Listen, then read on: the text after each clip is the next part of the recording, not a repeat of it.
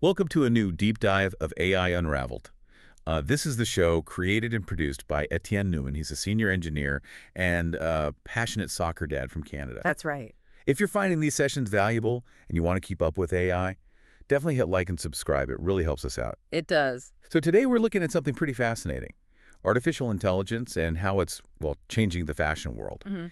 You, our listener, the learner, sent over some great sources. There's AI-powered fashion design, a new era of creativity.pdf, and a few web links too. Yeah, good stuff in there. And our goal really is to pull out the key insights. How is AI actually changing design, shopping, maybe even manufacturing? It touches on all of it. And to help us navigate this intersection of tech and trends, we've got our expert with us again. Happy to be here. It's a really exciting space, fashion and AI. The potential is, well, it's quite remarkable, frankly. Lots of new possibilities opening up. Okay, let's unpack this then. The whole idea of, computers designing clothes. Yeah. It still sounds a bit sci-fi, doesn't it? It does a little. But the sources are clear it's happening now. Yeah. So what's the big picture? What's the fundamental change AI brings to design? Well, one of the key things is how these AI tools work. We're talking generative AI models mostly. Right. The PDF mentions this. They basically learn the rules of fashion by looking at, huge amounts of images, designs, data. Okay. And then a designer can give it a prompt, maybe some text, maybe a quick sketch, and the AI generates completely new patterns, new styles, things that follow the rules it learned but are still original. So it's not just copying existing things. No, not exactly. It's synthesizing. It lets designers explore ideas, maybe directions they wouldn't have immediately thought of if they were just, sketching from scratch. It really lowers the barrier sometimes. Huh. That's interesting. So you could just type, show me 10 variations of a puff sleeve on this dress. Pretty much, yeah. The PDF actually mentions a startup tool that generates illustrations right from text descriptions. Wow. Imagine the speed. Yeah. Prototyping dozens of ideas almost instantly. Exactly. It massively speeds up that initial brainstorming, that iteration phase. And it's not just startups jumping on this. Oh, definitely not. The big players, the traditional fashion houses, they're using it too. Look at Tommy Hilfiger. They partnered with IBM and FET, the Fashion Institute of Technology. Ah, I saw that mentioned. Yeah, they used AI to analyze their entire archive. Decades of designs, fabrics, colors. To do what exactly? To find hidden patterns, recurring themes, maybe spot emerging trends within their own history that could inspire new collections. It's like giving them new eyes to see their own legacy. That makes sense. Instead of someone manually digging through old lookbooks forever. Right. And it's not just looking backwards. Remember that Google and Zalando project, Project Muse? Vaguely. Yeah. What was that?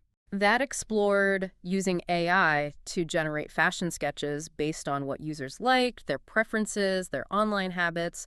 It was trying to sort of anticipate taste. Whoa. So AI is learning what we want before we even know it. That's kind of mind-bending. Well, it raises questions, doesn't it, about how much data influences design now. AI can definitely give design teams insights into what might sell, what might resonate, insights that would be super hard to get traditionally. But is it taking over? Are designers becoming obsolete? Not yet, no. The sources, like the PDF, are pretty clear on this. Right now, AI is more like a really powerful assistant. An assistant? How so? It automates tasks. Things like simulating how a specific fabric will drape or generating basic pattern blocks, suggesting color palettes that work together. The more technical, time-consuming stuff. Okay, got it. Which frees up the human designer to focus on the bigger picture, the artistic vision, the emotion, the unique details. The stuff algorithms aren't great at, It's very much a collaboration. A human-AI partnership. Exactly. And look, if you're finding this tech interesting and want to understand what's under the hood of these AI tools, remember Etienne Newman, who creates this show, he actually have a whole series of AI certification prep books over at djangatech.com. Ah, right, for Azure AI, Google Cloud, AWS AI. Yeah, and even the fundamentals, they're great if you want to get certified, maybe boost your career in this area. We'll put the links in the show notes, of course. Good stuff. Okay, so AI is definitely changing the design room. But what about us, the shoppers? How's it changing, our experience buying clothes? Let's shift from the studio to the digital storefront. Yeah, this is where personalization gets really sophisticated. Online platforms are heavily using AI now. How does that work? Well, the algorithms look at everything your past buys, what you browse, what you like or save, maybe even social media activity sometimes. Okay. And they build this profile of your style. Then they use that to recommend clothes they think you'll actually like. It cuts through all the noise. It feels like the website is starting to get me. That's the goal. It's like having a digital stylist that learns more about you every time you interact with it. It processes so many data points to try and curate something just for you.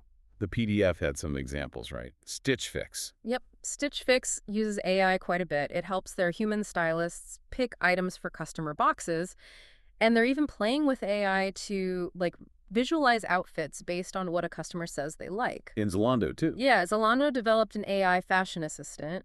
It uses tech similar to ChatGPT, apparently. Oh, wow. So you can have more natural conversation, ask for specific outfit ideas, get style or advice. It's trying to make online shopping more intuitive. Almost like having a personal shopper on call, 24/7. Kind of, yeah. And it's not just the mass market sites. The PDF mentioned curing they own Gucci, Saint Laurent, those The brands. luxury end. Right. They're testing an AI virtual personal shopper called KNXT. It uses a chatbot to give curated suggestions, trying to bring that high-end, personalized feel online. So these systems are constantly learning from our feedback. Exactly. They refine their understanding of your taste over time. Ideally, the recommendations get better and better. Now, the PDF does point out they're not perfect yet. Sometimes the suggestions are a bit off. Yeah, they can still be a bit generic sometimes. But the key thing is they are learning and improving all the time. It's like that stylist getting to know you better. It makes sense. And again, for anyone curious about the AI behind these recommendation engines, Etienne's certification books at dmgattech.com cover the principles involved. Whether it's the basics or cloud AI certs, it's a solid place to start. Links are in the notes. Okay, this is where things get really interesting for me. The future. Mm-hmm. What's next? The sources hint at some pretty wild possibilities. Oh, yeah. One area that pops up is smart garments. Smart garments, like Yeah. clothes with computers in them. Sort of. Imagine clothes with tiny sensors and AI built in so they can adapt to you or the environment in real time. Like what? You mean example? Maybe a jacket that adjusts its own insulation based on the temperature, inside or out. Or sneakers that change their cushioning depending on if you're walking or running. Okay, that's cool. Responsive clothing. Is that actually feasible? It's getting there. As sensors get smaller and AI gets smarter, it's becoming more viable. But AI's future impact isn't just in the clothes. It's also about making the whole industry, well, better, more sustainable. Ah, sustainability. That's huge in fashion. How can AI help there? It feels like tech often means more production, not less. Not necessarily. AI, especially machine learning, is really good at analyzing massive data sets to predict trends and, crucially, predict consumer demand much more accurately. So knowing what people will actually buy. Exactly. Which means brands can make the right amount of stuff. It helps tackle that huge problem of overproduction clothes made but never sold, ending up as waste. Does it make a real difference? Apparently, yes. The PDF mentions a report that H&M cut their overproduction by something like 30% in a year using AI for better forecasting. 30%? Yeah. That's enormous. So AI can help us be smarter about production. Precisely. Smarter and more efficient. And connect that to materials. Stella McCartney is doing something really innovative. Oh, yeah. What's that? They're using AI-designed enzymes, tiny biological catalysts, to break down old polyester fabric right back to its basic molecules. Seriously. Yeah, and then they can spin that back into new high-quality yarn. They even made a garment using this AI-powered recycling process. It's about closing the loop. Wow. AI helping to actually recycle fabrics at a chemical level? Yeah. That could be revolutionary for waste. It really could. Then there's this idea of co-creation. Human designers working with AI. Nike's AIR collection is a good example mentioned. Sneakers designed with AI. Yeah, they use generative AI tools to explore totally new shapes and forms, things maybe a human wouldn't have thought of. Okay. But then they brought in elite athletes and human designers to refine those AI ideas, make sure they actually performed well, met the athletes' needs. It's a blend. A fusion of machine creativity and human expertise. I like that. Exactly. It's not one or the other. And the sources even touch on, fully AI-generated clothing lines down the road, virtual fashion shows, maybe on-demand production where clothes are only made after you order them. It really blurs the lines between physical and digital, doesn't it? It absolutely does. It raises big questions about what fashion even means in the future. And if thinking about these possibilities makes you want to understand the tech driving it all, well, you know where to look. Etienne's books at dgemgatetech.com, getting certified could really position you well. Right. So we have to ask the big question then, all this stuff. Is it just hype, a passing tech trend in fashion? Or is this a real fundamental game changer? Well, look at the money. The PDF has this stat. 71% of fashion execs say they're increasing their AI investments. 71%? That's a lot. It suggests the industry itself sees this as a serious long-term shift, not just a fad. They're putting significant resources behind it. And didn't they just have the first AI Fashion Week in New York? They did. Designers use tools like Midjourney, DALL-E, those AI image generators, to create whole digital collections. With people designing clothes entirely with AI prompts. Yeah. And the interesting part is the narrative wasn't about replacing designers. It was about empowering a new type of creator, someone with maybe different skills, using AI as their primary tool. That's a different angle. Collaboration again. Exactly. And the winners of that AI Fashion Week actually got help turning their digital designs into physical clothes. So it's bridging that gap between the virtual and the real. Okay, this deep dive really shows AI in fashion isn't just for the giant companies anymore. It's getting more accessible. So for you, the learner listening in, how can you start exploring this? What can you actually do?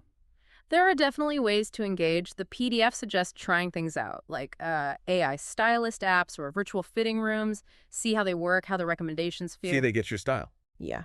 And there are free online AI fashion design tools popping up, too. You can play around, generate your own sketches or patterns just using text prompts. You don't need deep tech skills, just imagination. That sounds kind of fun, actually. It can be. Also, just follow brands that are openly using AI. See what they're doing with it in design or marketing or virtual stuff. Keep an eye on the innovators. And talk about it. Absolutely. The PDF mentions engaging in the conversations around the ethics, the creativity. What does AI originality mean? Where is the human element irreplaceable? Being part of that discussion helps shape how the tech gets used. At least that. And look, if you get really inspired and want to understand the underlying tech deeply, I know we keep mentioning it, but Etienne's AI Cert Prep books at dgemgatetech.com are designed for that. Getting certified, whether it's Azure, Google Cloud, AWS AI, or Fundamentals, gives you that solid knowledge base to not just watch, but maybe participate. Links are in the show notes. Yeah. So just to wrap up my thoughts, AI in fashion, it's really about augmentation, not replacement. It's offering new tools, new perspectives. It should lead to some really exciting, unexpected stuff. So what's the bottom line for you, the listener? It looks like a future for fashion that's, well, faster perhaps, definitely more personalized, potentially more sustainable, and maybe even more creative in new ways. Keep an eye out for these AI innovations. They're definitely weaving their way into the fabric of style. Thanks for joining us for this deep dive into AI and fashion. We hope it's giving you a clearer picture of what's happening. Hope so too. And seriously, if you want to go deeper into AI itself, check out Etienne's certification prep books at dgemgate.com. Get certified, boost your understanding. The links are right there in the show notes for you. Definitely worth a look. Okay, and now, as always, a final thought to chew on. As AI gets more and more integrated into our wardrobes, our style choices, how do you think our own sense of personal identity, our self-expression through clothes, how might that change and evolve right along with it? Interesting question. Something to think about. Don't forget to like and subscribe to AI Unraveled for more deep dives like this one. We'll catch you next time.